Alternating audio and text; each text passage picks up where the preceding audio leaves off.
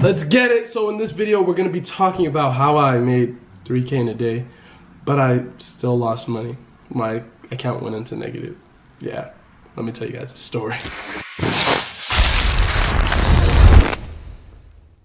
Let's get it, let's go. It's the real Zaki, back with another video, back with another banger. If you're new to the channel, make sure to be a part of the real fam. Hit the subscribe button, but not only hit the subscribe button, definitely hit the notification bell, cause you're not really subscribed to part of the real fam unless you're part of the notification squad and the real fam, the realest squad. So drop a thumbs up if you find some value, some content. But if you don't have to. Like, you don't have to do any of those things. Only do them willingly, and nobody's forcing you to do them. Definitely check the description for the giveaway that I'm doing. 10K giveaway to 2 people, helping them turn it into 100K. Just my give back situation, because I've been there, done that. And I wish I had somebody like me, or somebody in a position higher than me, or somebody that's done it, been there, to give me an opportunity to maybe make it out of the situation that I'm in. So pretty much, how did I make $3,000 in sales revenue, and still happened my account like went into negative? Yeah, my PayPal account went into negative. So let me break down the whole situation and exactly what happened. For me, for new stores, I always create a new PayPal account. I usually wait to get proof of concept before I create an LLC, like get the tax ID and everything like that. So that's pretty much what I did. It was a new store that I started up just because I saw that there was a niche that had some potential, and I knew that it could build up. So I tested out the niche, made like $200 my first day. I actually have it. I think it's the store that I created with the challenge. I got the challenge recorded, just got to get it edited and get it out there. So you guys stay tuned for that.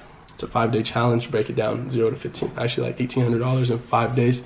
But pretty much it was a good niche. I know it's a profitable niche because I made like $200 my first day, $300, $400, and it was consistent sales.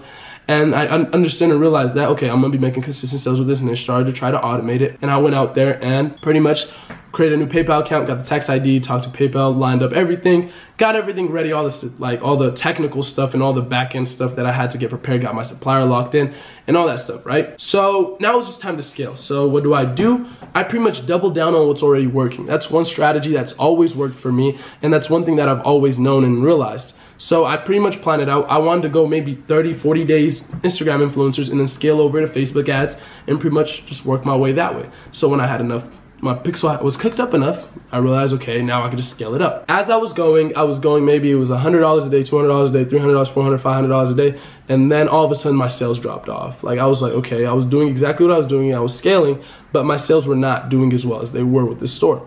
So I was like, no biggie. It's like, it's not like, doesn't control or regulate my income, but I was kind of concerned. I was like, okay, like what happened? Like that's one thing that I realized. I'm just not like, I don't get sad when I like miss out on sales or like my sales go down or anything like that. I'm just like, what went wrong? What did I do personally wrong? What did the market realize? What did the market want to tell me? Like I always realize that the market wants to tell me something, right? I went and looked at everything, looked at my ad campaigns, like my Instagram influencer shout outs and stuff, talked to the influencer shout outs. They're like, yeah, everything was like going smoothly. Like you're getting activity, but what took place? So unfortunately, something weird happened with the back end, and I guess like my Shopify checkout something locked. So I was like, okay, that's kind of odd. So no problem. I'm cool. I'm guessing I'm cool. Like it's just some weird glitch or something like that. And I was missing out on sales like that. So I was like, okay. So I went and added my checkout, did everything like that, and it was like, okay, everything's back to normal. So when my sales go back to normal, when I start doing exactly what I was doing, at this point, I'm like, it's day 20 something. And I'm starting to scale pretty heavy. I'm like at $2,000 a day. It's pretty good. Profits maybe a couple $100. Not the best profit ever, but definitely for a dropshipping store, definitely pretty good. It's pretty automated. I'm pretty much sending my Excel sheets of orders over to my supplier, which I've worked for a very long time. That does a lot of my production and stuff like that. He's getting the Excel files. He's fulfilling orders. Everything's going smoothly. I'm making a couple $100 profit a day.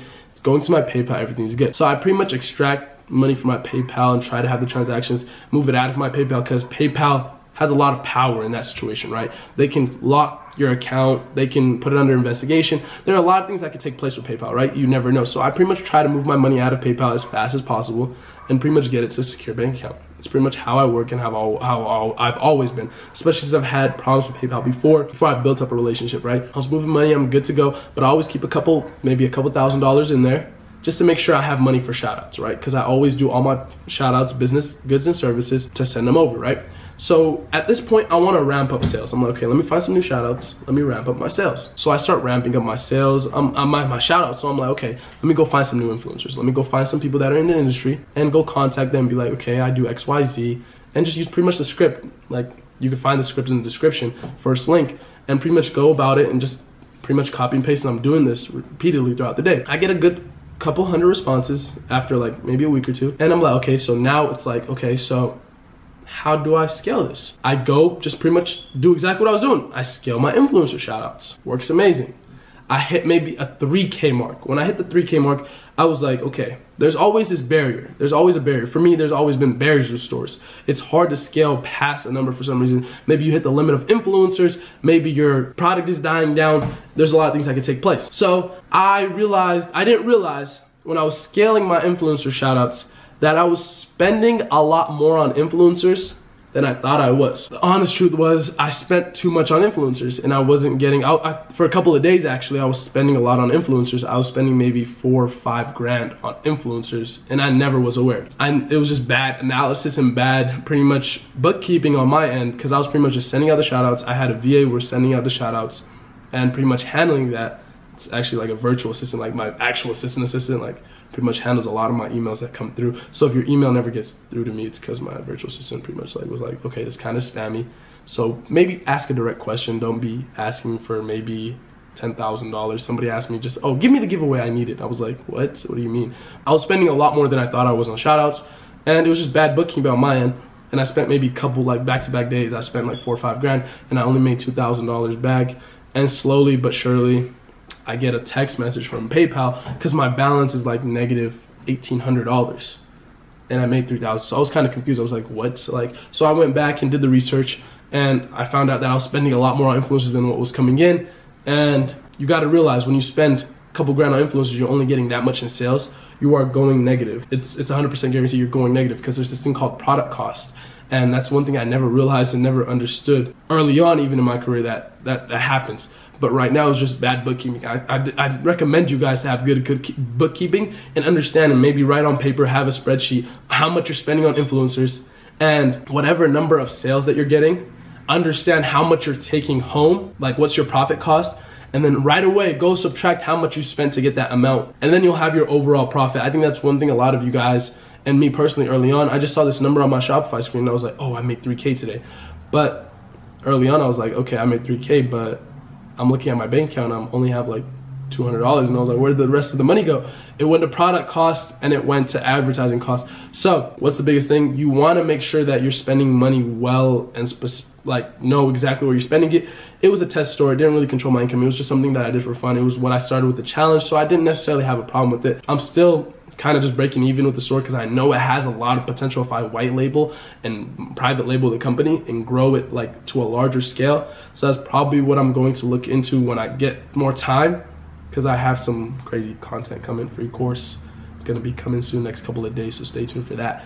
3-day course. Yeah, it's gonna be crazy. It's gonna be insane. That's a shameless plug. It's not even shameless, because I'm gonna be helping a lot of people. A lot of lives are gonna be changing. We're doing the 10K giveaway. I hope you guys stay tuned for that. That's pretty much my 1 or 2 cents on how I made 3K in a day and still my PayPal account went negative.